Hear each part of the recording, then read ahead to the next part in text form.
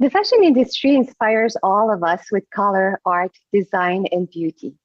Behind its desire to achieve the highest standards, season after season, the stresses and anxieties of the individuals driving and sustaining the industry can take their toll.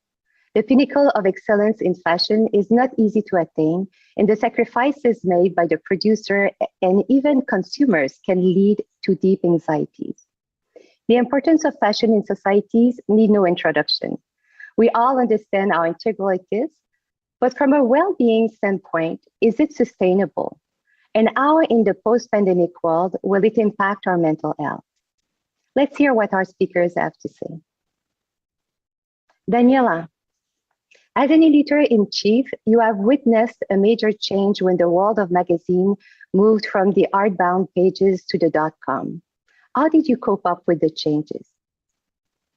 I think that the most challenging thing when the whole world became more digital than only physical was to keep the audience attention 24 hours a day. So before internet, and when I entered the fashion world, it was just that there was no Instagram yet. There was already the internet, but still you have a very, very small audience interacting with you. And then with social media, more than internet per se, I think that social media changed everything in the way you built a magazine. So for example, when we used to cover fashion shows before internet, I was not there, but from all I have heard, the journalist will cover the fashion shows. He'll go back home. He'll have time to process, look at the slides of the picture because there was no digital photography.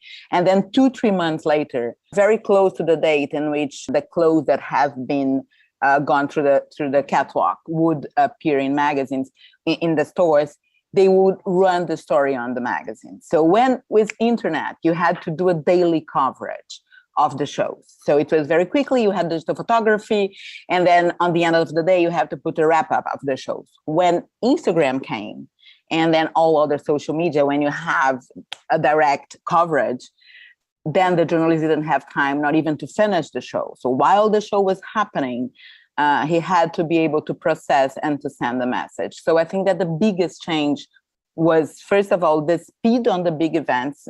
So everything became live, which was a big shift and a big challenge. How can you process and add all the information and give a useful message and not simply describing what you were saying? So it's still a huge challenge. And then the other thing was you didn't have contact with the audience only when the magazine was out. You need to engage the audience and have this community discussing with you on a daily basis. And then, of course, you have much more actors and content producers on the web. It was not only the established magazines that had a voice. So you have million voices over there. And then you needed to refine your voice and to know which, besides, as a big brand, as Vogue, so besides being Vogue, what else will you bring to this audience that make them engage with you and not with either a blogger or an influencer or another competitor? So refining your voice and really knowing what interests your audience, but without losing your core, because you know also what you stand for. And that's very important.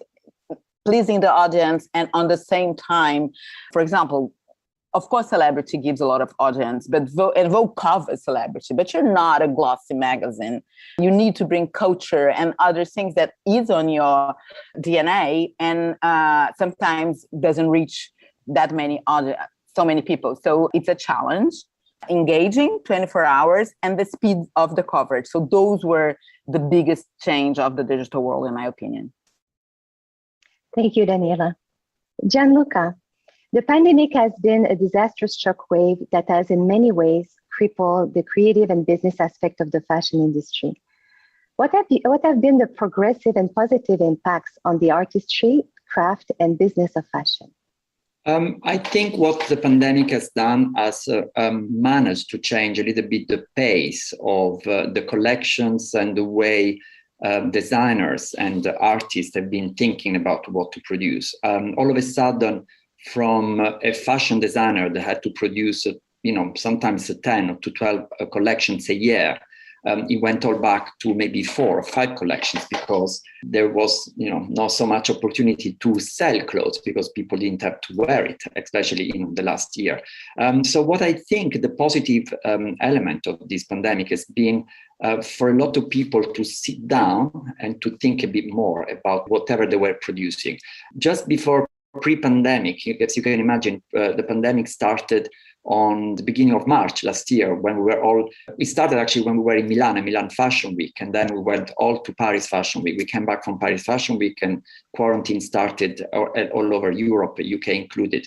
And we were just thinking how we're going to photograph the clothes or how we're going to make it look beautiful. And actually we didn't think that the clothes couldn't be made because there were no production, people were at home. So it was a big problem for everyone, not even thinking that why producing clothes for women or for people to buy to wear where. So there was all this, there's been like a big washing machine for all of us, from us as observers of fashion and for the designers and the producer, the manufacturers, to rethink what they could do. But I think that, as I said, as triggered, or actually it's gone back to what fashion should have been: a lower pace of producing, a better quality, better thought of what we need to produce in order to buy and to wear. And I think, and I really hope that after the pandemic, this element will stay with us for a little bit more. I suppose also when I say slower pace, doesn't mean it's the creativity is still there. It's just a matter of rethinking in a better way, because I think the pace that we were looking at just before, it was a bit too crazy. I remember going from one fashion show to the other, but it's not only the 2 fashion weeks of, March and October for, spring, summer, for winter, and the 2 couture seasons. There was always like 5 trips abroad for a cruise collection, and there was a pre-fall, and there was a high summer, and there was the special capsule collection. It was constantly. Even us as journalists for a magazine, we didn't even know what collections we were talking about, because it was just a crisscrossing of fall, winter merging into high summer. And then, there was a cruise collection in the way. I think for our brain and for the way we are thinking now, this pause, as I call it, has been a pause. I suppose it's been very good for our creative souls. Very good. Thank you. Great insight on the level of stress that is happening in the industry. Thierry, your work exhibits a fresh perspective on the fashion world. How has the pandemic affected the curation and creative process of your projects that you are currently working on? And do you think there will be any shift in the way that people perceive fashion and art in the aftermath of the pandemic?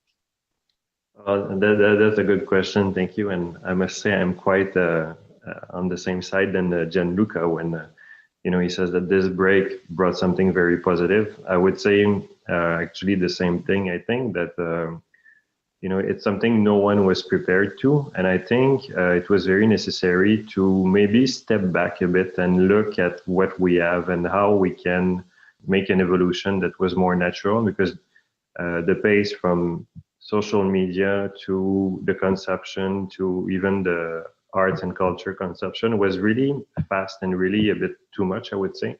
It was only about looking at images nonstop and just not really enjoying them. And now that everything is on pause for the exhibition, for example, it really changed the way I have to work, because just to give you 2 examples, I was opening a new exhibition with Jean-Paul Gaultier that was in Argentina just before Soledad. Maybe you've seen it in the Buenos Aires.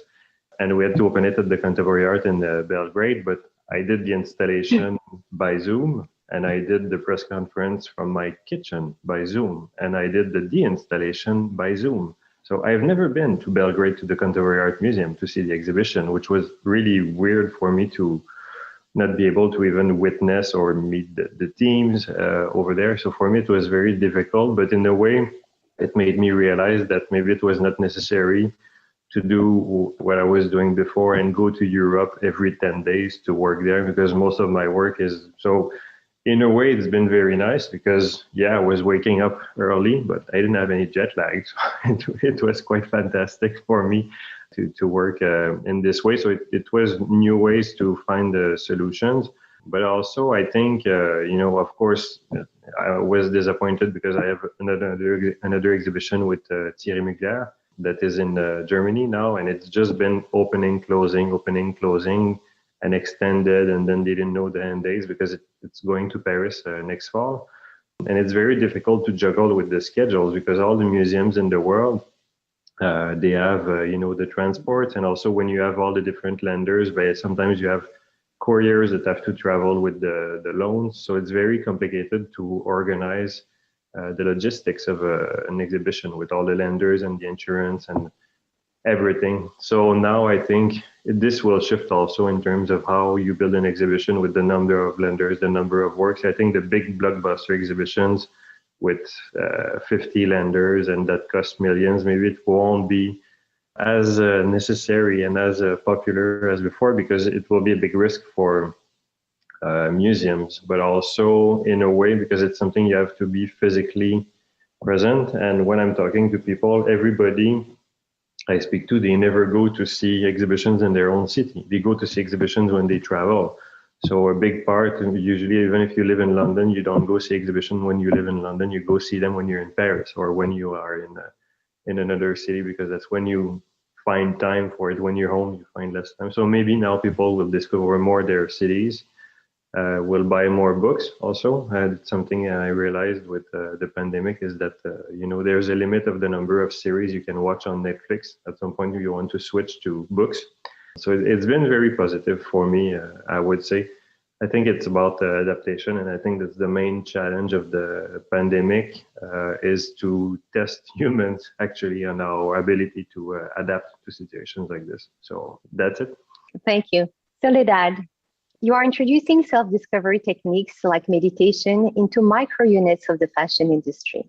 What results have you seen? Is it helping them to cope with the changing times and demands of the fashion industry? Creo que el gran cambio de paradigma es que hemos entendido que espiritualidad y trabajo o nuestro desarrollo personal y nuestra productividad tienen que ir de la mano, que no hay manera de que tengamos logros sustentables si no hay un tiempo dedicado a nosotros, a nuestra paz mental, a nuestra claridad.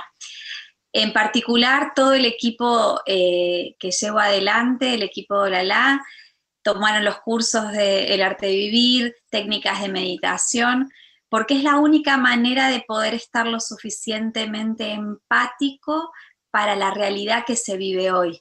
Como decía Daniela, hoy pasa todo demasiado rápido, sobre todo en redes sociales, entonces en general las revistas no tienen cómo poder seguir el tren de lo que está sucediendo. Entonces, en la medida en que nosotros tengamos tiempo para frenar, para conectar con nosotros, eso nos vuelve más claros frente a los desafíos y a las soluciones que necesitamos en este momento.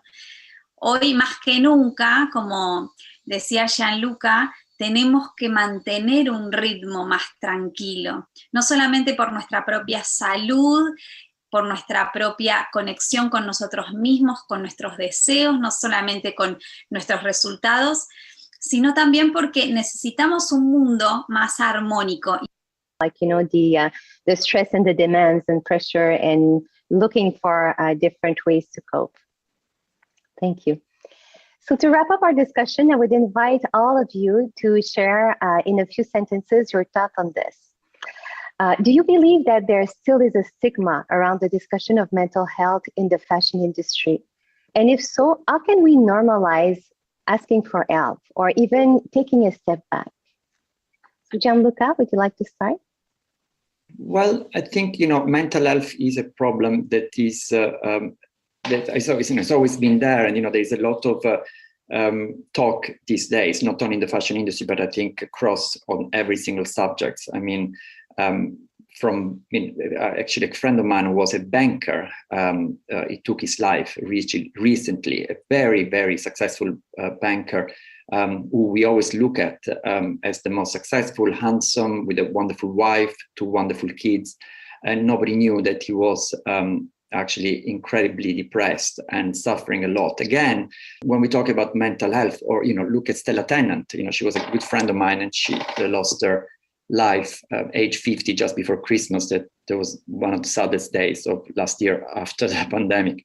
It's talking, we need to talk. And I think fashion and the fashion industry can help more, because we work a lot, we talk a lot. We are always constantly surrounded by people from different backgrounds, people from different countries. And we love to talk. I mean, I like to talk. We socialize all the time at the shows, at dinners, at social events, opening, when we used to do it. I'm talking about pre-COVID.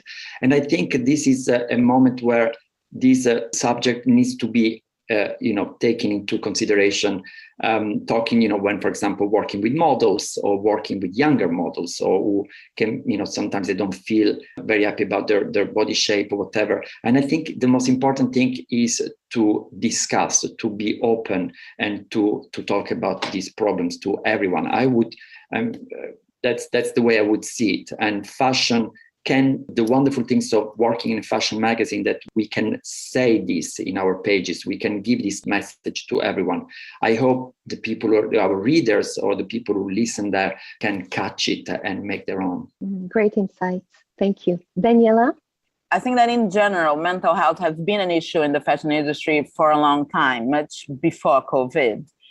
And, it has been portrayed in films and in many, many discussions in the industry as well, how it was a cruel industry, or how standards, either of beauty, of perfection, and then it comes another complication, which was what Gianluca mentioned before, the pace of how you have to be creative and how you have to cover and to be talking about it all the time. So you have a standard of perfection, you have this need of perfect beauty, or a standardized beauty that was dictated. This was before, on the beginning of 2000. So that was the norm. And then you have, of course, there was the explosion of anorexia between young models. And then you have designers either taking their lives or being hospitalized because the burden was too much. So I think that the red light on the fashion industry became evident before COVID. What COVID brought, and then there's my hope, was this need of, let's stop. And we had to stop because there was no garment being made. Even if you printed a magazine, the newsstands or the distribution system was failing. So everything, you were publishing things, but who were reading it? That moment, I think, will bring, I don't believe you're going to have 5 shows again on the Richmond we were having. So I think that I might be wrong, but I hope I'm not, because it was impossible. And when you stop, you see how impossible and how crazy you were. While you were living the craziness, sometimes you don't. You just keep living. And now you have time to see how it didn't make any sense. And I'm very happy also to see art because fashion and art were always connected. But then we were so much commercialized with so many collections that the art was a bit apart. Now you see how illustration is back on the fashion magazines, and how, because you couldn't make fashion shoots. So you just bring art more close to fashion. So I think this is also an asset that you will carry on. And mostly breathe. We have to breathe. It was so crazy that you were like, Gianluca, you didn't know which collection you were talking about or where I'm going now. And you were visiting places and you see the footprint of having people being sent to all those distant places, planes and planes. For what? You can do it from your home sometimes. So I think all this knowledge that we have in COVID will be very useful to maintain or to understand that the fashion industry need to change, maybe more than other industries. Not the only one, but I think we needed to go back and rethink how we were working. Thank you, Daniela. I totally am with you on this. I think this time to take a breather is really essential, especially in that crazy pace that the industry has had for so many years. And it's really nice to hear all of you actually echoing this. Thierry? Yes. Now it's time also to realize, because I noticed that in the fashion industry and in the arts industry, in the movie business, I think the pandemic also gave the opportunity to a lot of people actually to reevaluate what their own value is.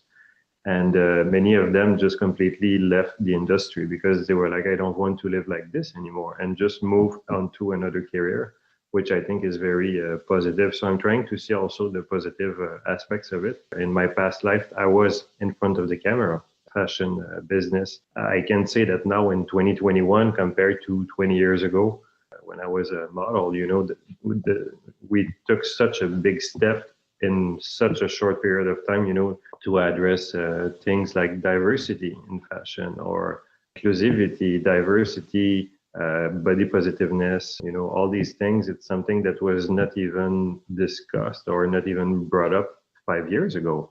It's something that is very recent. Never you would see, they would call them plus size models. Now it's just a model, you know, and it's just that her body is different. So I think it's quite fantastic that the evolution of the fashion industry is like this. Just like in the movie business, you can see women directors that are nominated for Oscars and for Golden Globes, and that there is no category for black music like at the Grammy Awards, because it just makes no sense. It's music, you know. The world is so small that we have to acknowledge this. And I think, you know, I'm not a specialist of mental health, but I think fashion also is. I don't have the pretension to say that I save lives, but I often have some feedback from exhibitions or from people who see books, and I know that this can also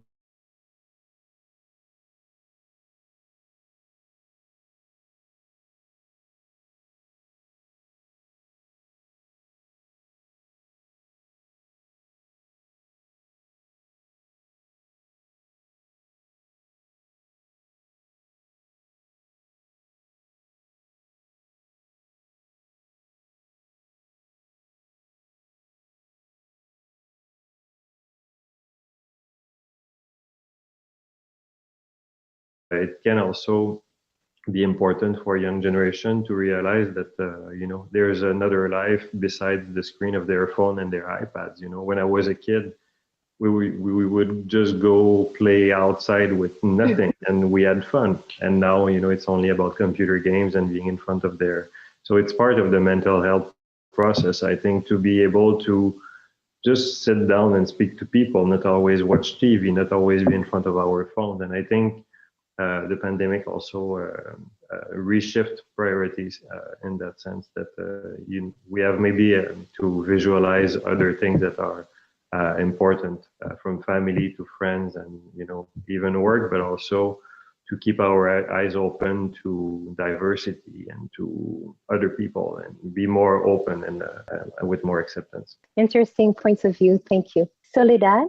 Creo que es nuestra responsabilidad mostrarnos cada vez más naturales, mostrar la diversidad de este mundo, que cada uno tiene su diferencia, porque es la única manera de sanar, mostrar que somos diversos, que cada uno tiene sus señas particulares. Pensaba hoy antes de este encuentro que, por ejemplo, esta etapa yo hace 5 años no lo hubiera podido hacer en Argentina, hubiera sido imposible.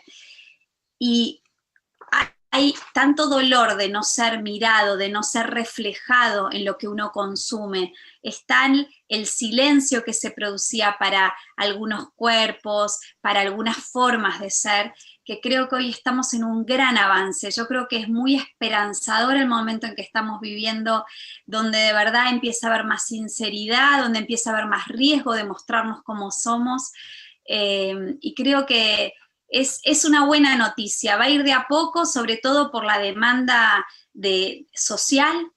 O sea, la industria no cambió porque nos volvimos buenos de la noche a la mañana, sino que cambió porque la gente lo pedía, porque ya no dábamos más del statu quo.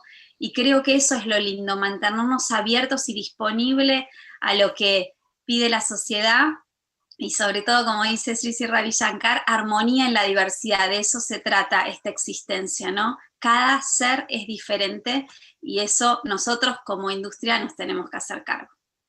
Gracias. Thank you. I think it shows there is a stereotype that you know, people think that the fashion industry is so superficial, but when we hear you all talk about values and, compassion and about inclusiveness. Like we see that the industry has gone, very far in that direction. What are your hopes for the fashion industry? And what would you say to someone that is just entering this line of work? Gianluca? I think it's going to be very tough for young designers or students that just finished their school to get into the fashion industry at the moment because of the reasons we know. There is a limited possibility to show the collection that is beyond the two-dimensional. So it's not only a show or a video, but something that you want to touch, you want to see, you want to feel, you want to actually see the work of a designer in three-dimensional.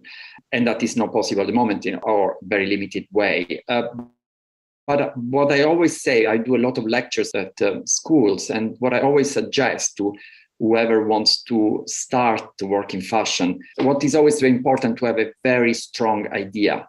Whatever the idea is, can be the most crazy idea ever. If you have an idea and if you stick to it, and if you manage to develop this strong idea that you have in yourself with a narrative that it's true to itself, one day or another, maybe in these times, it will take a bit longer, but it's always a winner.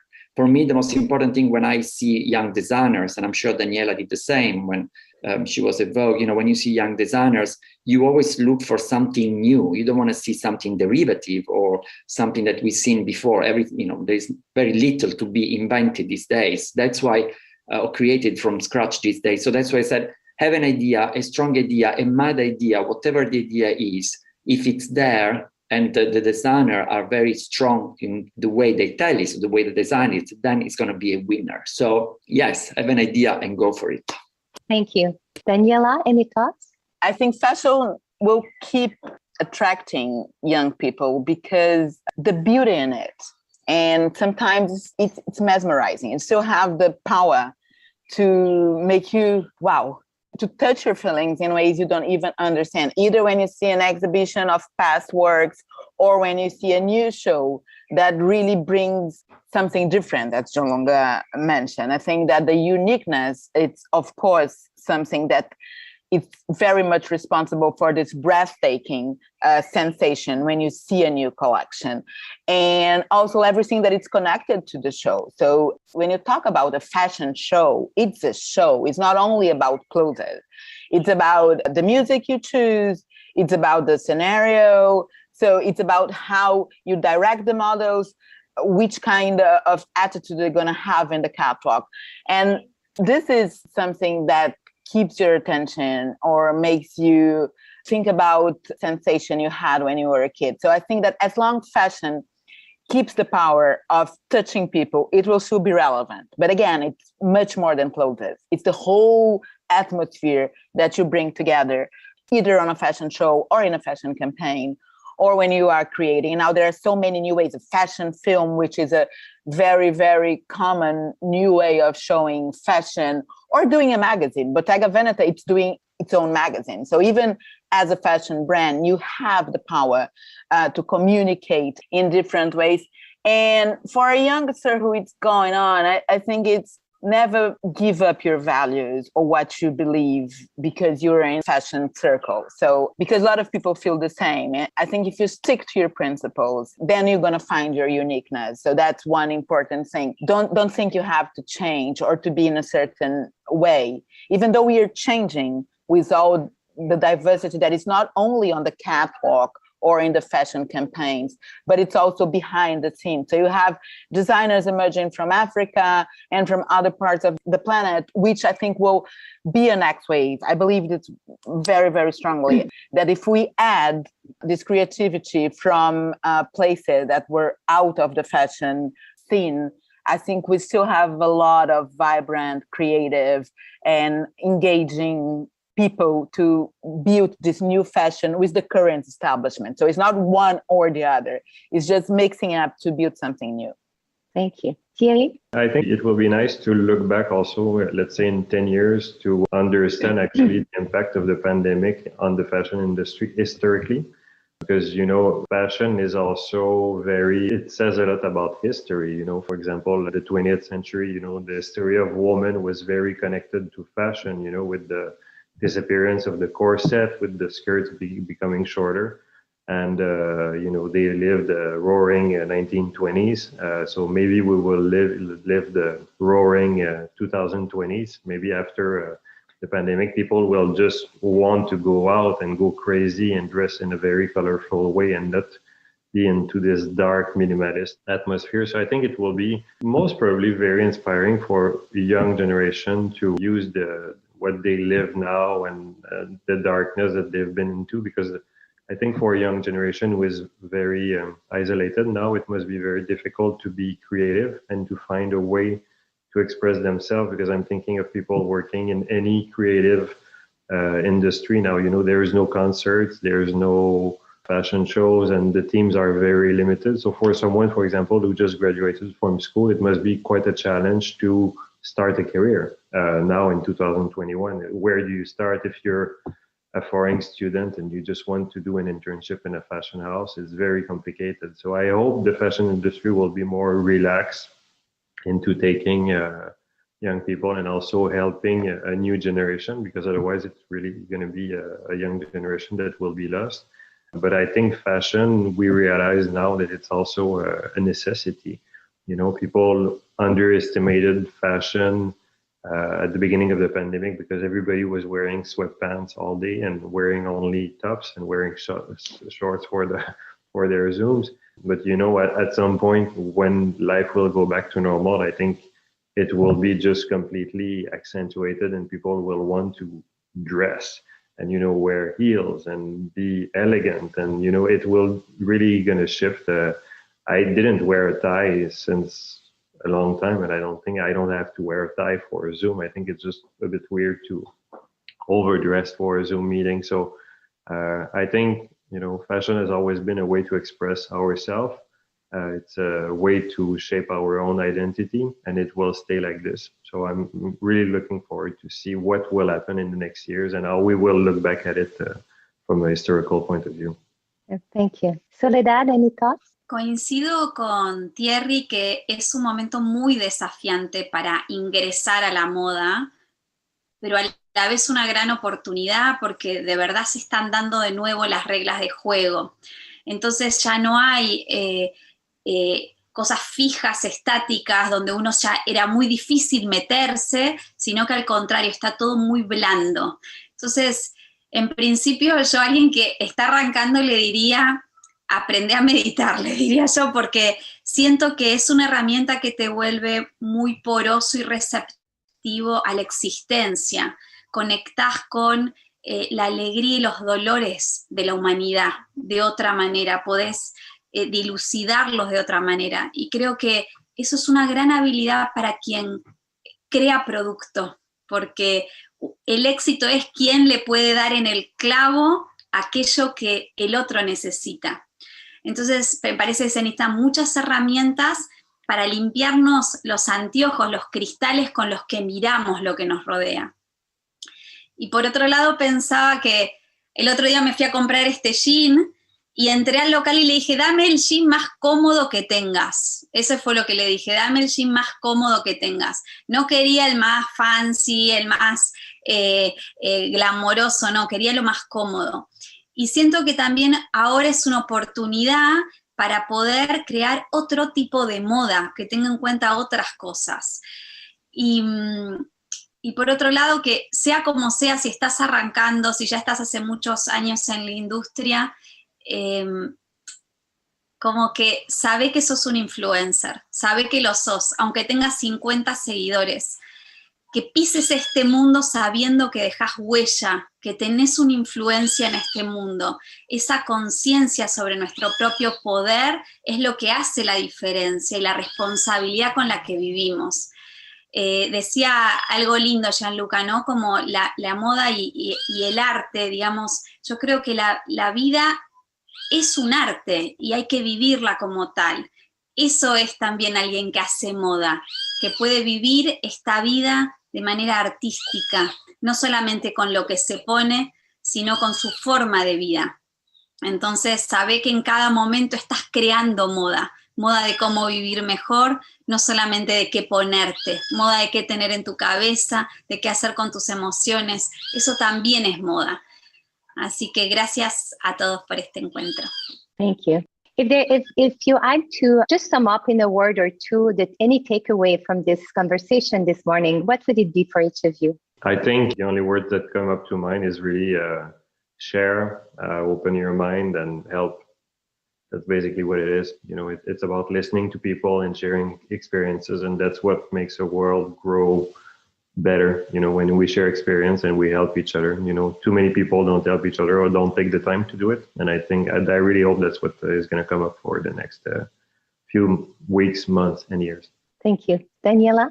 I think slow down and rethink, which we are already doing, and rebuild.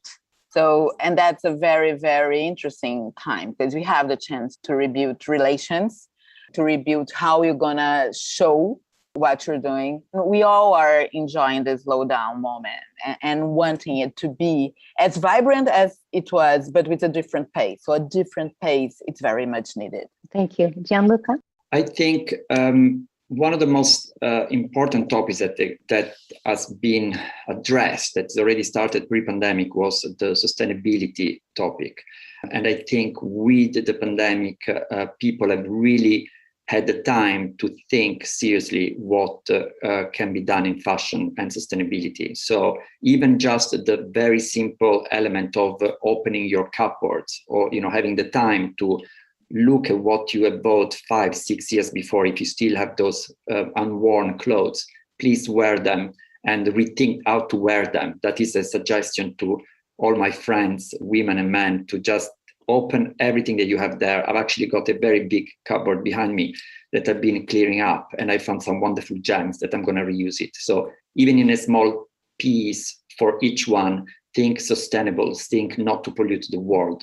We need clothes because we love clothes, but think better clothes and fewer ones. Thank you. Soledad? Yo creo que me llevo que esta es la nueva normalidad. Ya llegó la nueva normalidad y tiene que ver con el diálogo, tiene que ver con el colaboracionismo, tiene que ver con juntarnos entre pares, con escuchar nuevas ideas, con abrir nuestra mente. Y agradezco este espacio de diálogo a todos mis colegas de cada uno de su parte del mundo por favorecer esto, que cada uno con su propia trayectoria puede generar un impacto en el otro. Así que eso me da mucha alegría, saber que nos volvimos más humildes para las opiniones distintas, para resonar con cosas nuevas, y que eso nos va a hacer crecer como humanidad. Thank you. I would like to thank each of you for your insights, for your time.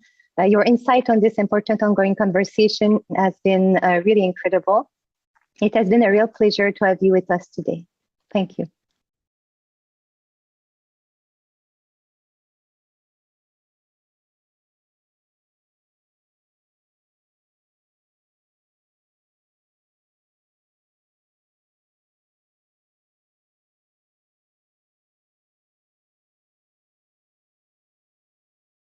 The World Forum for Ethics in Business and the global lifestyle brand Be Yogi, I welcome you all to this panel.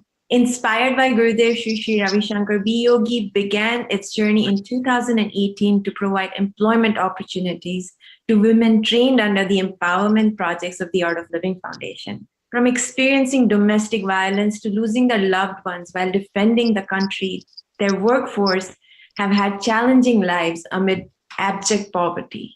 And through the skill development program today, these women are the backbone of the brand Be Yogi, and every garment they make has self-reliance and strength woven into it. And it's something you truly experience, when you wear Be Yogi. And Be Yogi stands for 4 things, which is be yourself, be open, be genuine, and be inspired. And I feel that is what this entire panel discussion is all about. For this conference on changing paradigms in a pandemic world, let's talk about how it has affected fashion and mental well-being. How all of you amazing panelists have broken the so-called norms of beauty. The global fashion industry not only has a stronghold for revenue for international commerce, but is also a deeply influential line of business that has been setting the bar for beauty standards, measures, and unfortunately, even the inches. Over a time, a certain kind of body shape, type, and color has been idolized for both the genders. Behind the doors of this glamour and glitter, women have faced more discrimination and barriers to enter the industry due to the superficial standards of the industry. But all you visionaries on this panel have stood up against the way things work in fashion and are promoting natural and diverse forms of beauty, so that billions of young women and men across the world consuming fashion do not feel less worthy or less beautiful in their own skin. Honestly, I can't wait to jump into this animated discussion with our panel today to understand their journey of breaking the norms of a global industry and doing something different and daring. And I would like to start by asking my first question to Gabby. Hi, Gabby. Hi, how are you? Thank you for Very inviting good. me to share. Thank you very much. I'm very glad to be here. We are so fortunate to have you here, Gabby. She is a visual artist and photographer. Her work has been published in magazines, books, blogs, and exhibitions across Latin America, the US, Russia, China, and Japan. She has worked on the advertising campaigns for a number of brands. Her first solo exhibition took place in Buenos Aires in 1990, and since then she has showcased her work annually in Argentina and abroad. Gabby regularly produces and exhibits personal projects that deal with social and environmental issues. My question for you, Gabby, is how did the decision of breaking away from the norms of the fashion industry come to you? I've been working on fashion industry for more than 20 years, and I'm very, very happy of the path I've been making. But during my career, I had the opportunity to participate and collaborate with different foundations, sharing my creations or creating ideas for different campaigns about HIV and global warming and ecology. So during those days, I realized the amazing power of images, how images can impact definitely on people's souls, and how images can definitely transmit powerful messages. I got that responsibility and decided to just change the focus from fashion to more artistic consciousness projects orientated to plant seeds of consciousness to the world through images. So it's not more than the breakaway. It's more than a question of changes the focus. Thank you so much, Gabby. And I think that is so powerful, right? The power of images is so strong. Like we capture so much by just looking at something. And that kind of leads me into my next question for Neha. Hi, Neha. How are you? I'm good. How are you? Thank you. Very good. So Neha is a plus size model and a body positivity influencer who has used her experiences of fat shaming to empower herself, her mission, and her career. She was the first plus size Indian model to walk the Lakme Fashion Week, that too 4 years in a row. She has been featured in magazines and newspapers in like Femina, Cosmo India, Mumbai Mirror, Times of India, and Bombay Times, and was also nominated for Superwoman of the Year 2019. And to this superwoman, I ask, you go by the tagline, plus and proud. What made you come up with this? It is so powerful. Thank you so much. Well, actually, as when I was growing, right, in my teenage years, when I was a young adult, I was very, very, very underconfident. I had no self-esteem. And, because I was always a chubby child. And when I was in college, and, we live in a society where looks and your beauty standards are so important. And I never fit into those. I was always a chubby child. So I was not a very thin or petite and a very, how you look at a girl should be, very slim, trim, petite, beautiful. So I was extremely underconfident and I was very insecure of myself. But as time passed and as I kind of broke through those stereotypes, and when I challenged these standards of beauty, and when the confidence slowly and, steadily developed in me, that's when I realized that I was always proud of myself. It's just that I was always in love with myself. It's just that the society didn't allow me to be proud or be, comfortable in my own skin. And when I realized that, what, I am a plus size woman. This is me. This is my skin. And I'm proud of that. And it's about time that I start owning it. It's about time that I do something about it. It's about time that I accept it and I let the world know that I am okay with the way I am. And, so that's how the whole thought of, I'm a plus size girl, I'm a big girl, and I'm super proud of myself. And I don't need to be told otherwise. So, that's how the whole concept of plus and proud came into being. And I am glad that today I'm a woman very, very obsessed with herself, very comfortable in her own skin. And that's what I tell people around me. I tell these aspects of life to people that, there's more to you than just your weight or your looks or the kind of personality you have. Your looks cannot be your identity. There's more to you than just that. And, that's what I do. And I'm super proud of it. Wow. Like just hearing you talk, right? There is this power and energy behind it. It like just made me feel so good about myself just by hearing you talk about it, and how true it is that, we love ourselves, we feel proud about ourselves, but somewhere the external perception of things kind of, change Absolutely. our perception of our own selves. So thank you for sharing this. I'm sure there will be so many people out there listening to you feeling so good about themselves. And I wanted to move on from that to my next question for Shreya. Hi, Shreya. So welcome to the panel. Thank you so much. Thank you for having me. It's such an honor. And it's so enriching to hear such brilliant stories. It's just incredible. Yeah. And Shreya Bisht Mishra, she's an artist who stumbled upon fashion. She co-founded Maison des Papillons and her latest initiative called Project Gaia. Shreya is passionate about a number of causes and works and supports many nonprofit organizations. And the question I have for you, right, and I think a little bit of this Neha kind of alluded to is in terms of looks, right? So at some level, there is a way that you can empower or project how you're feeling through fashion, through what you wear. And so my question to you is, how do you think fashion designers can help normalize different body types and make clothes accessible to everyone? I always say that I'm an artist first and a fashion designer. I have grown up, I have drawn and sketched realistic, figurative studies all my life. And I do portraits and, figures which are more realistic all my life. And the first stint that I had with fashion related stereotypes was when I went to fashion school. And when my teachers kept telling me to draw my figures leaner and stretch them out and make them skinnier. And I just couldn't do it because I was never used to doing that.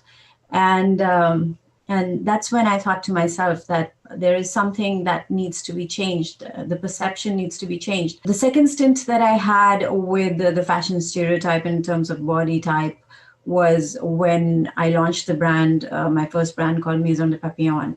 We launched during the New York Fashion Week in 2013. And during the process of the casting for the models and choosing the models for Don the Clothes, I realized that my clothes wouldn't fit any of those models because I was designing for a normal body type. And many of these models, when they walked in, I would tell them, you were too small for my clothes. And, some of them had tears in their eyes, and they would tell me that you're the first person who's telling us this, because the last designer that we went to just told me that I'm too fat. And that's when I realized that it is a very difficult stereotype to break through. I decided not to do any more fashion shows until and unless I can make a change myself in the industry. And the kind of clothes that I design is keeping in mind a normal body type. Many a times, women who are not skinny, they do not categorize themselves as a stereotypical being skinny, and they're not curvy. And that kind of puts them into a situation where they cannot relate to a plus size, they cannot relate to a very skinny, again, stereotypical fashion model, but they are a normal body type. And that's what has been my focus while I design my clothes. I design to be all inclusive. And the silhouettes that I choose, the way I design it's keeping in mind a woman who wants to look good and still wants to be comfortable and not to be conscious of her body, makes her confident.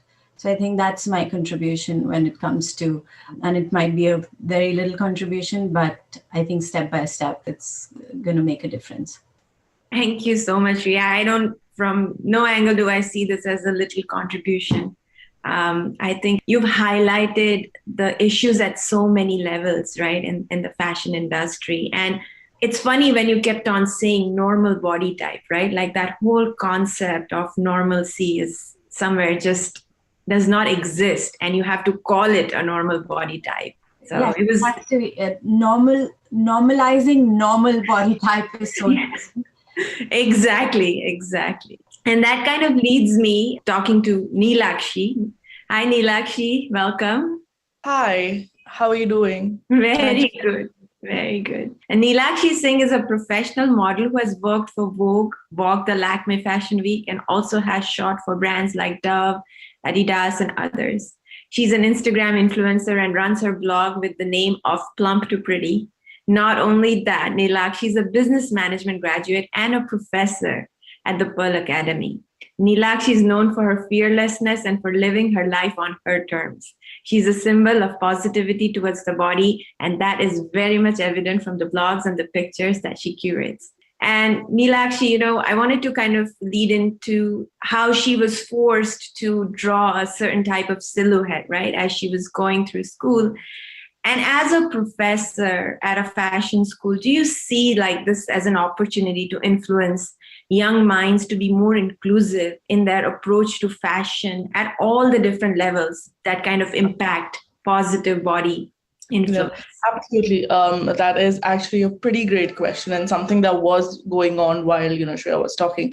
So what really defines the normal body? The ideal body type has been changing over decades. So what do you really define normal as? For me, it really boils down to that question. We keep on changing the body standards so often, and honestly, currently when we are at a place where the Jenners and Kardashians are applauded for what they have, you want to have that so much more. And even more so, I teach at a college where all of these girls, all of these young minds really look up to them. And even though they can make out the much difference that, the kind of work that's been done or the kind of money that you have to put into, look a certain way, they do understand that there is some kind of admiration for it, and they would want to work for it.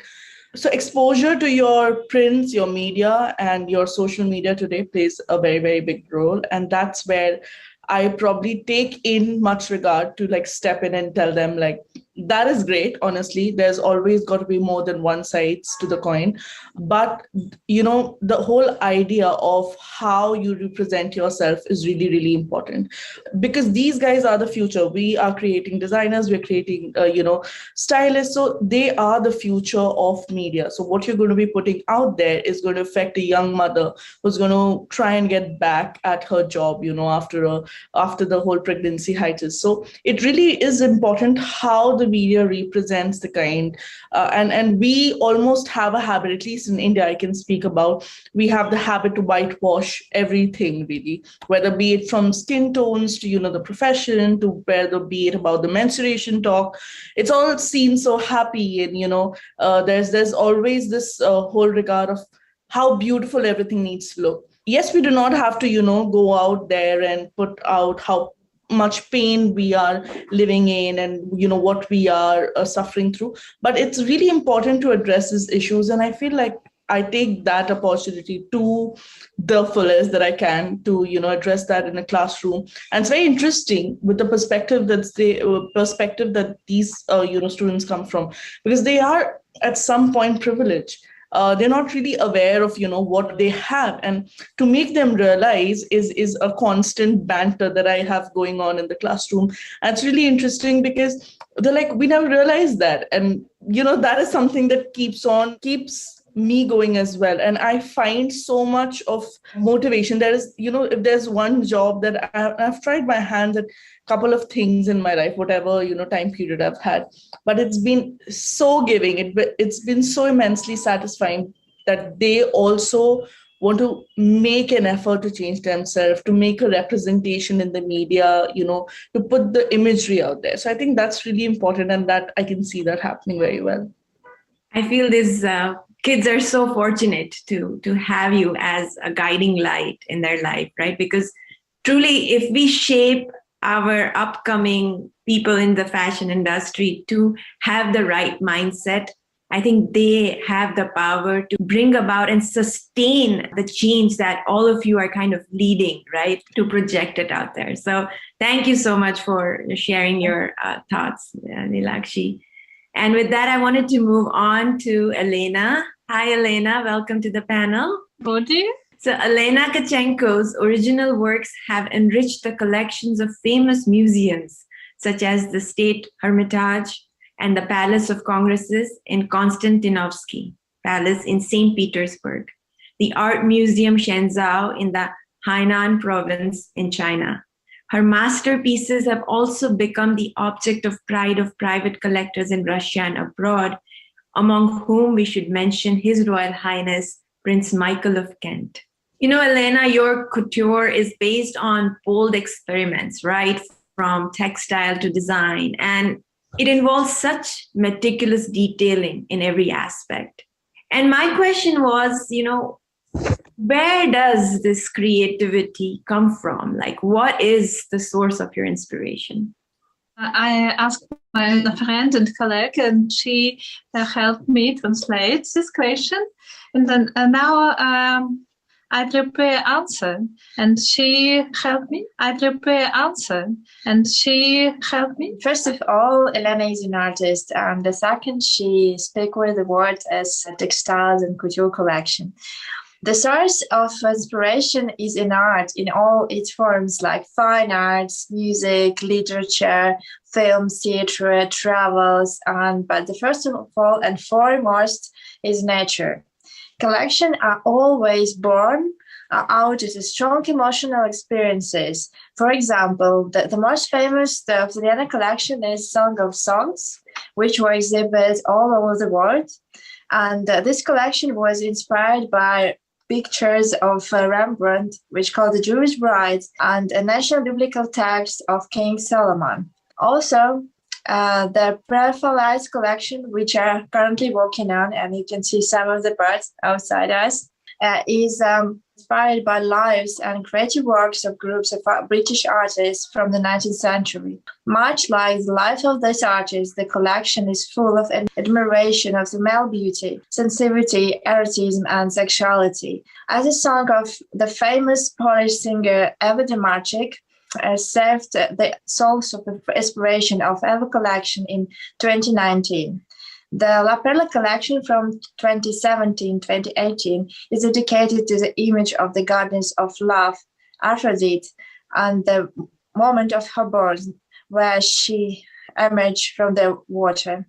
We interpreted this moment of birth of primordial feminine beauty, and with the goddess is unaware of its true stretch and value. Что коллекции рождаются, возможно, сами, я только их транслирую, и это всегда очень яркое впечатление, то, что уже сказала Галина. Поэтому они такие разные. Если вы посмотрите наш веб-сайт или там соцсети, разные подходы к ткани, разные подходы к крою и разные подходы к образу женщины. Ну, наверное, так. Thank you. Thank you. Thank you so much. And it was so nice you alluded, when you were talking about all the different fabrics and the different textiles and techniques and models, right? That's what made me think that we accept diversity, I think, in all other aspects in the fashion industry, right? Whether it comes to colors and fabrics and designs and styles, but somewhere when it comes to the models or the faces of the fashion industry, it is so kind of, stereotypical mindset. That is the realization probably has just dawned upon me at another level, just hearing all of you talk. And one thing I feel is that fashion is such a strong role, right, in terms of projecting ourselves out there.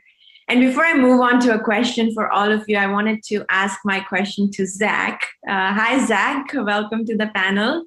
Hey, how are you? Good.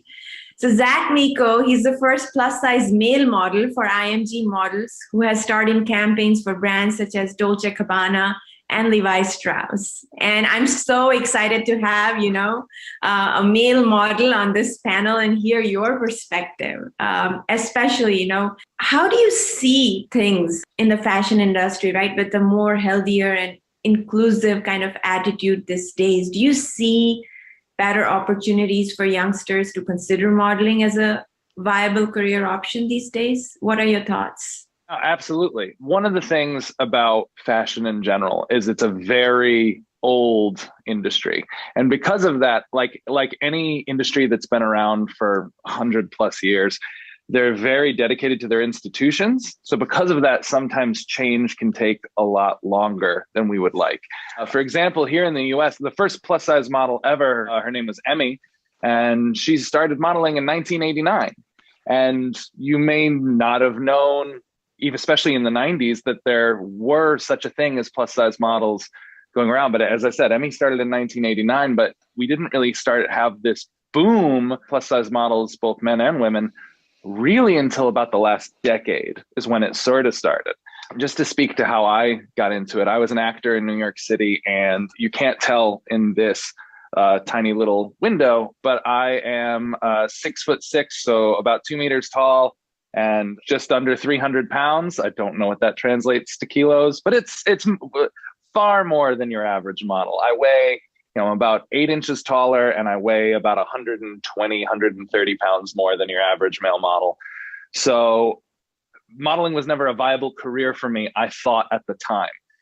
Luckily, even though there's this old institution of fashion that really wants to hang on to this tiny box of beauty that they've established, I was very fortunate that there are people in the industry who are always looking to push the boundaries and are always looking to diversify and to make their models and their fashion lines as inclusive and diverse as humanly possible. So because of that, I have a lot of young people reaching out to me all the time being like, how do I become a model? How do I start? And I don't have the best answer for them because it didn't exist before, like when I got started. I was lucky to happen into it. But what happens is these old institutions don't want to let go of this ideal of beauty, but then a few rogues come through and will use plus models, diverse models, models of different gender identities and creeds, and they're a success. And fashion is still a business, and they can't deny the success in something, whether it's just from a PR standpoint or from a financial standpoint. The brands I work with tell me the first sizes to go in all of their menswear are the plus sizes, are the highest sizes that they have available.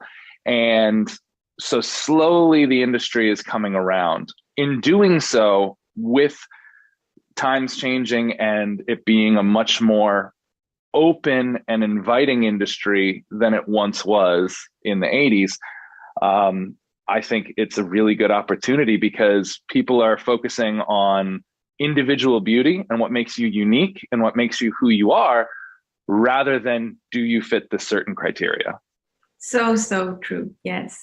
And thank you, for leading the way. Thank you. For so many aspiring models out there. Again, going back to the whole topic about normalizing normal, and this is an open question.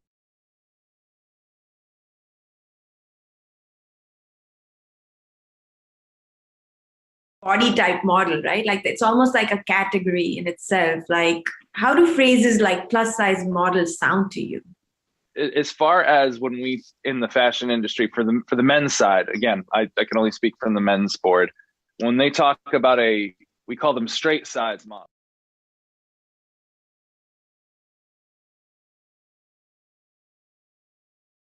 Size model when they go into an agency.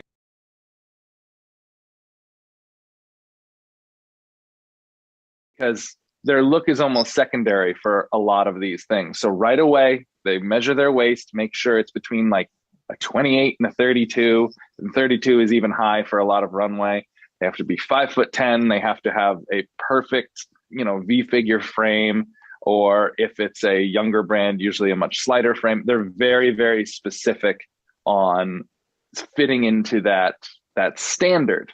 So what happens is your youth see that standard of beauty, which is literally just for the clothing, is usually how it starts. A lot of the time, the reason a lot of the models are so thin, or at least were for so many years, was because it allows the clothing to hang exactly the way the designer meant. And what happens is this becomes sort of unintentional, because in doing so, you project it onto the youth that this is what a body is supposed to look like. And that was very damaging for, I know, myself and for a lot of other young boys and girls growing up, because you see something like that and you're like, okay, this is the epitome of beauty, is what I'm learning from the media. And I am so far from that I must be hideous. There must be something wrong with me. And then you plague into all of the industries, like the diet industry, and that now there's a lot of wonderful health and fitness industries that are about opening up and learning to be yourself and living your healthiest lifestyle. But then there's also a lot of industries that prey on it, saying you have to look this way, you have to do this, otherwise you're not valid, you are not beautiful, and you are not seen as a correct person in society. And in doing so, in fitting into this small standard, a lot of young people end up having really horrific self-worth and self-esteem issues. I know I myself did, just because you don't feel like a correct person. And luckily, in the last, as I said, decade or so, but really since 1989, when Emmy in the US started this movement, we're starting to learn that beauty is not, we're seeing the human body as a work of art rather than a very rigid machine that it has to be. We are seeing that all the curves, all the colors, all the personality and atmosphere, that's where the key to beauty is.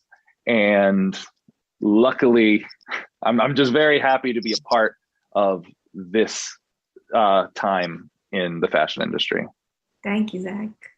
I think I'm just going to add on to a little bit of what Zach really mentioned. And when he said that, now we're looking at bodies as work of art, instantly, Zach has reminded me of the Dolce & Gabbana campaign that I saw. And that's literally like the work of art that was put out there.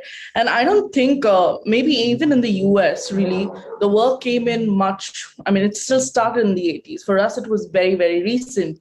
And more so, it's seen today more of a tokenism that you've got to have from a very PR point of view. Like, okay, this is going to get us more sales, or this is going to, when we really have a different gender represented, or a different skin color or a body type put out there. It's more of a PR gimmick. It sort of feels like, which really, really needs to change, because the people that are really are going to be buying your clothes are probably going to be on an average size of more than 10.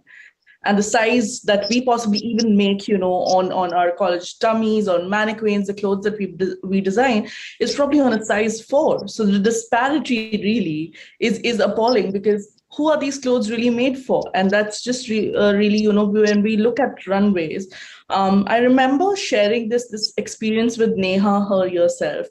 We worked for the same designer.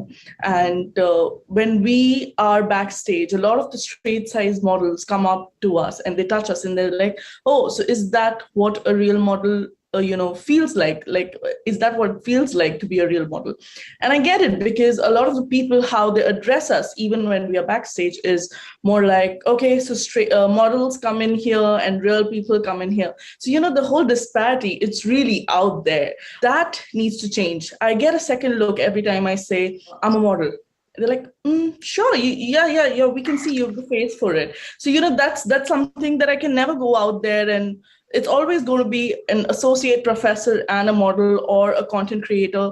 Then it goes on with the model, but it's never really, hey, I'm Laksh and I'm a model. I don't think I would still possess that confidence to go out there and say it out loud.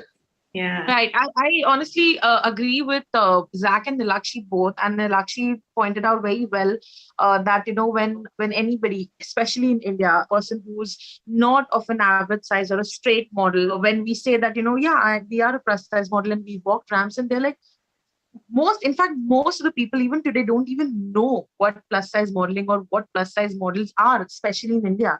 So although it's, it came back in 1989 in US, like the way Zach mentioned, in India, even today, the concept of plus size modeling or the concept of plus size people or plus size clothes is still a little alien to a lot of people. And going back to your question, Alak, where you mentioned that, we still use the term plus size models, whereas for our regular size, we just call them models. But the unfortunate part is that labeling exists because people are still not accustomed to the idea. The model size chart does not just end at a size 10 or a size 12. It goes beyond. It goes up to 28 or 30, or like me, I'm size 24. The thing is that the reason these labels exist is because it's pretty new. People are still coming around to the fact that, there is a larger size and they are being represented, and they represent a certain set of people who are more than size 12 or a size 10. When it comes to modeling, we do these labels like plus size model or straight model or whatever. It's because people still feel that both of these aspects are different, wherein it's just modeling. It could be a size 2 or a size 20. It shouldn't matter, because these labels only create divides. So true. So, and I think that kind of also reminds me of what Gabby was talking about, right? Like when she talked about images, right? I think there is a perception and image of how things should be. And I think that's where I want to hear some thoughts from Gabby, right? Like you saw this happening in the fashion industry over and over again with models. And that's what kind of said, no, this is something that's not working for you. It's not something that's sitting well with you. And you kind of decided to do something different. So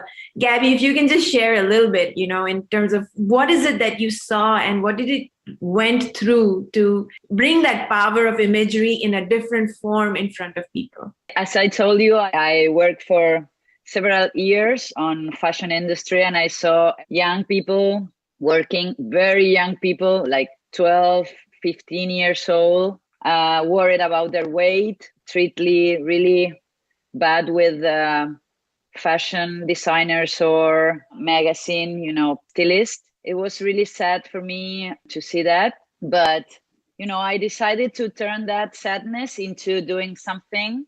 And what I did is kind of projects. I told you about using images to plant seeds in different subjects. Like today I'm working on a really nice project about gender identity. So I'm very proud of this because, I have the opportunity to work on projects that uses images to tell stories about people, different kind of beauties, different kind of bodies, different kind of shapes, different kind of genders, decisions or perceptions.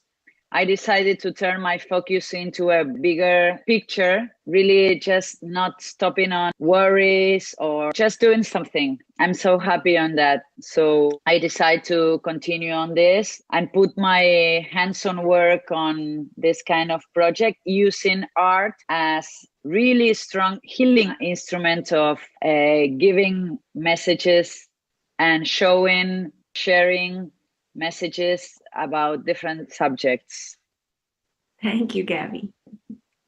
Shifting gears a little bit, and wanted to ask this question especially to Shreya and Elena, is that, the last year during the pandemic, it's with all the other challenges that we're kind of, break through now, the pandemic hit us, right? And a store or a brand, like how has it impacted you, and what are some of the positive things probably that you've been able to kind of take out of it to continue to spread the message that you want to spread? The past year has been very difficult for almost everybody, and personally as well as economically. When it comes to small businesses, we've been hit pretty bad. But then there have been also the government aids and the supports that have kept us going. So that way we've been lucky with maybe PPP loans or getting to keep our employees employed.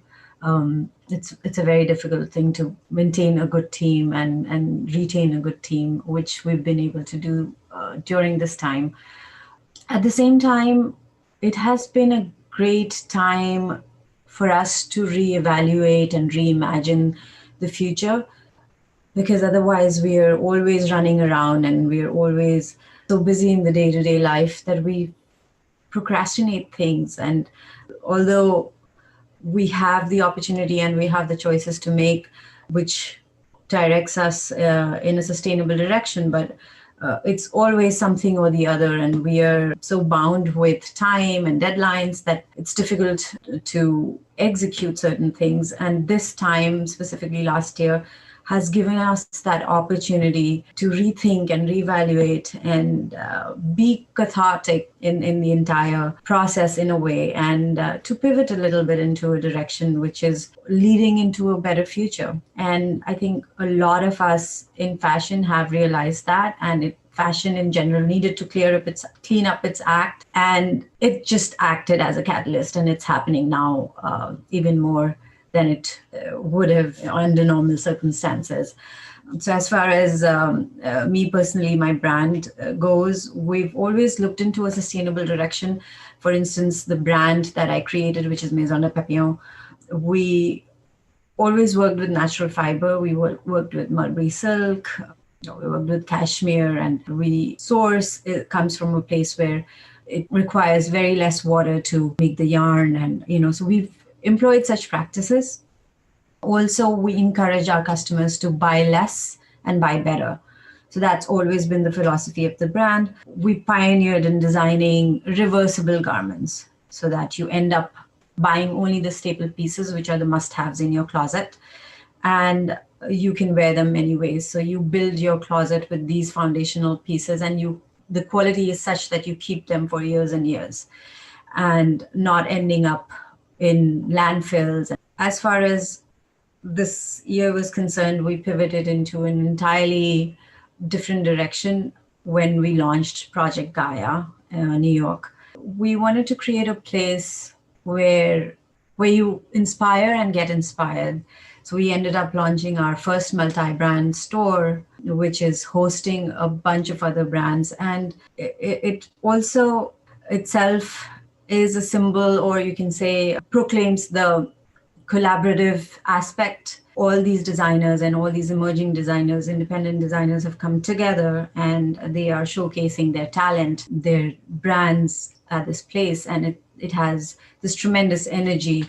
Different people from different walks of art. We are showcasing art. There is home, there is clothing, there's skincare. All these independent brands are coming together and they are being showcased under one roof. So that's something that is that came out of the pandemic situation. So Project Gaia is a pandemic baby. Amazing. Elena, did you want to share your thoughts?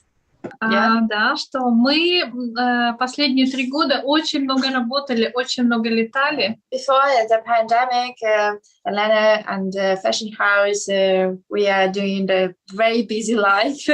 We are flying a lot. We have been doing the fashion show all over the world, from Paris to Milan. Каждые 2 недели мы делали зарубежный проект. And every 2 weeks we have done like one big project, or in Russia or abroad. И это было очень тяжело. It was a very hard life. И мы уже начали думать, что нам надо как-то затормозиться. Yeah, and I was thinking, I really need to stop. I really need some break. But I was also thinking that it was very important for me and for my business to keep going and doing these projects. И когда случилась пандемия, мы последними самолетами возвращались из разных стран домой. And when pandemic happened and countries start to close the borders, I was coming back from India, is right? Yes, yes. Yeah, from the media, and I was back from London to St. Petersburg. Когда границы уже были закрыты. When all borders was closing. И первое время мы с большим удовольствием отдыхали и работали над кутюрными коллекциями. And the first few months after the pandemic happened, I was working on haute couture collection with pleasure, without any rush. Да. Но потом мы поняли, что мы теряем клиентов, и мы стали проводить прямые эфиры и рассказывать о нас больше. But then I understand that I can't be silent. I want to see my client. I want to speak with the people. And during the other months of pandemic, me and my brand, we start doing the live streams on Instagram and Facebook to speak with people and talk about collection and about what we are doing during these pandemic days. И мы таким образом увидели, что наши клиенты также не могут выехать, и мы получили больше клиентов, чем мы имели до этого. And during these live streams, I have very good feedbacks from the clients and from the new clients which saw my live streams. And I recognize that this situation gave us more new clients because people from Russia, they can't travel as other people. And they bring our brands new customers. И это очень хорошо повлияло на всех дизайнеров, кто как бы работает на местных клиентов. Yes, and this situation of pandemic surprisingly gave new clients and new possibilities and new sales for the brands who stay in Russia and who stay in St. Petersburg.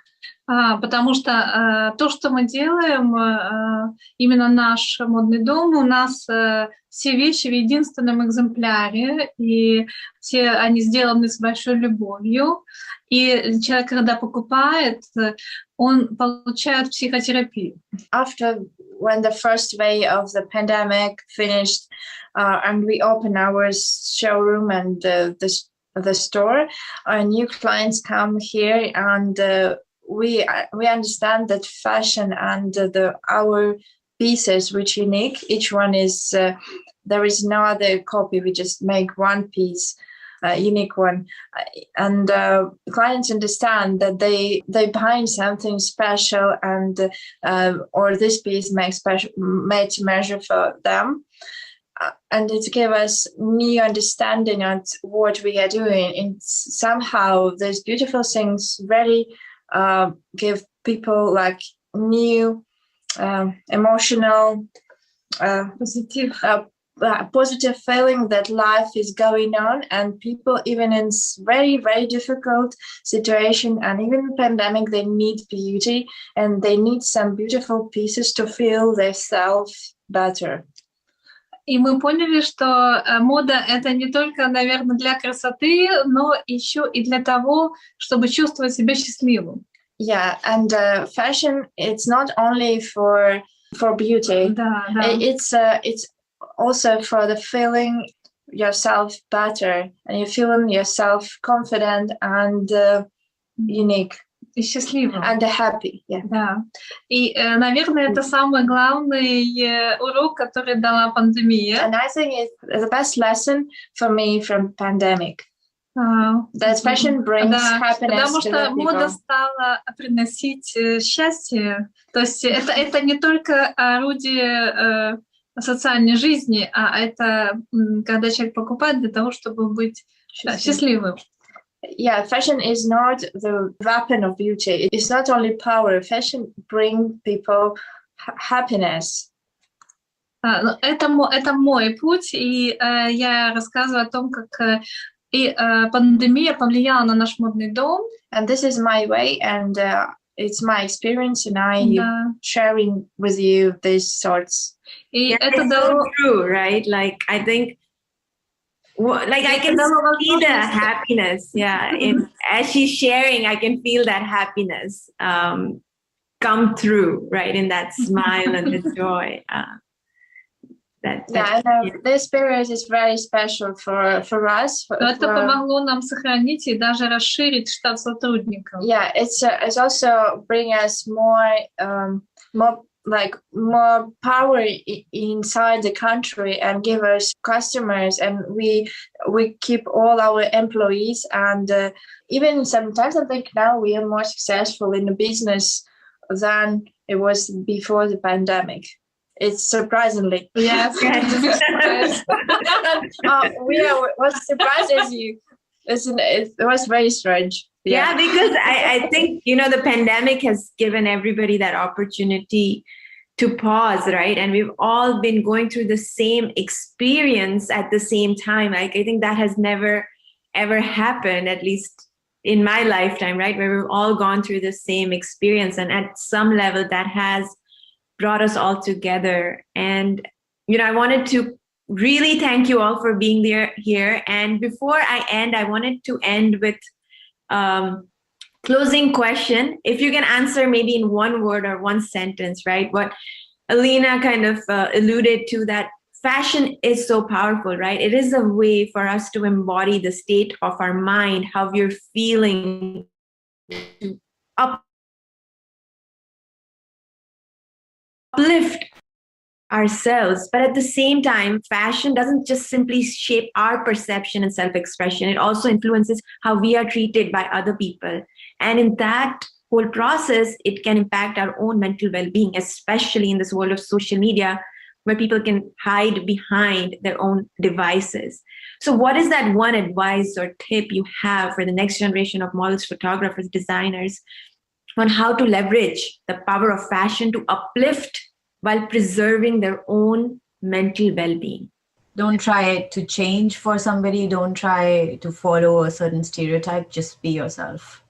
There's nothing more empowering, there's nothing more uplifting and gratifying than being who you are, being comfortable in your own skin, standing up for who you are, believing in yourself just the way you are, rather than trying to accommodate yourself on how the world wants to see you.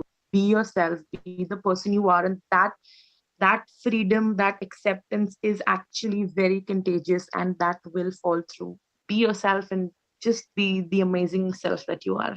Similar to what Neha just said, but besides just be yourself, enjoy yourself. So I think our most important job in the fashion industry is to not just love ourselves, but really enjoy the moments that we are going through, because we are very privileged to be a part of this industry and to have some spotlight. So it's our job to enjoy what we do, really love what we do, enjoy our life for what it is, and that will radiate to an audience to also enjoy what they have as well. I think it will be more about, everybody's going to have a journey. Don't be afraid to try. Don't be afraid to fail. You've got to experiment it. You've got that one life, so soak it all in. And if it doesn't work out, trust me, it's going to be all right. Like, it's okay to not be okay. Let's just normalize that. Like, you're going to fail, and that's going to be completely fine.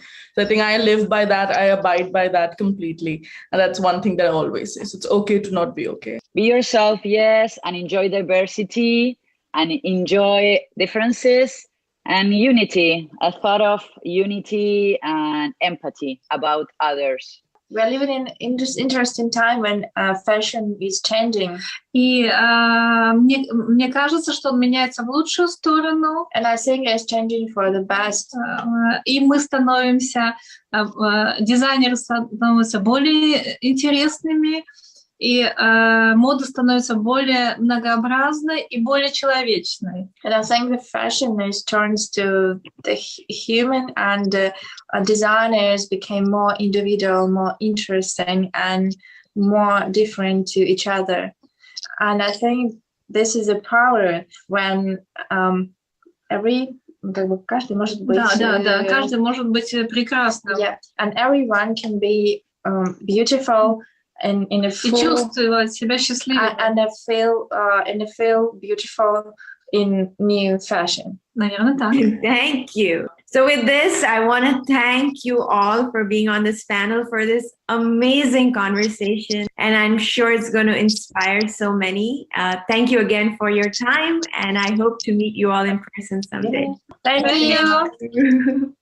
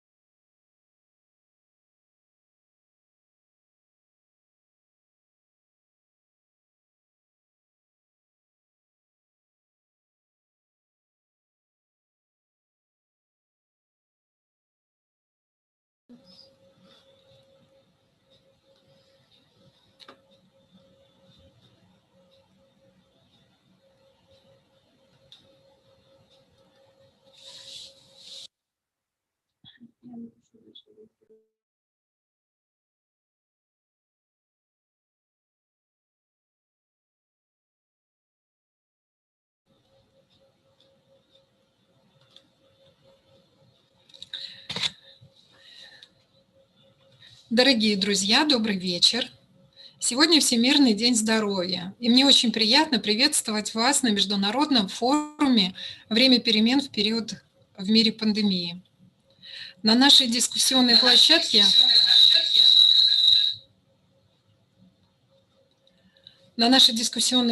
мы обсудим тему семейных ценностей в условиях новой реальности. Думаю, вы со мной согласитесь, что в публичном пространстве активно обсуждаются грядущие изменения, связанные с пандемийной реальностью. И это изменения в экономике, политике, на рынке труда, а в различных отраслях, в том числе здравоохранения и образования. И почти нет дискуссии о будущем ячейки общества, о будущем семейных ценностей. На нашей площадке мы поговорим о семье, о путях решения трудностей, с которыми столкнулись семьи в период пандемии. Затронутая наша тема, конечно, серьезная, и 1 часа недостаточно для того, чтобы мы осветили все стороны этого вопроса. И все-таки давайте остановимся на злободневных, очень важных для нас вопросах. У нас в гостях эксперты в области медицины, образования и психологии. Позвольте мне их представить. Сорокин Олег Викторович, кандидат медицинских наук, исполнительный директор Национальной аюрведической медицинской ассоциации, генеральный директор компании «Ведогенетика». Погребная Ярослава Адольфовна, кандидат педагогических наук, директор налогового колледжа города Москвы, доцент кафедры налогового института Российского нового